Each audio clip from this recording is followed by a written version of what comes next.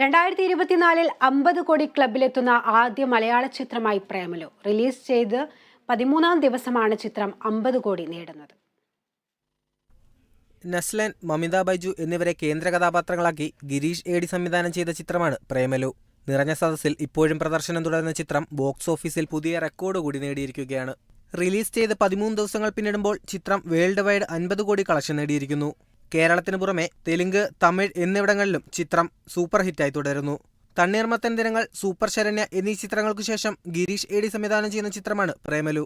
ദിലീഷ് പോത്തൻ, ഫഹദ് ഫാസിൽ, ശ്യാം പുഷ്കർ എന്നിവരാണ് ചിത്രം നിർമ്മിച്ചിരിക്കുന്നത്. ഹൈദരാബാദിന്റെ പശ്ചാത്തലത്തിൽ ഒരുക്കിയ ചിത്രത്തിൽ ശ്യാം മോഹൻ, അഖില ഭാർഗവൻ, സംഗീത് പ്രതാപ് എന്നിവരും മറ്റ് കഥാപാത്രങ്ങളെ അവതരിപ്പിക്കുന്നു.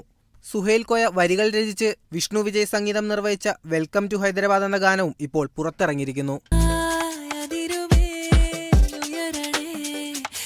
Entertainment desk, Kerala vision news.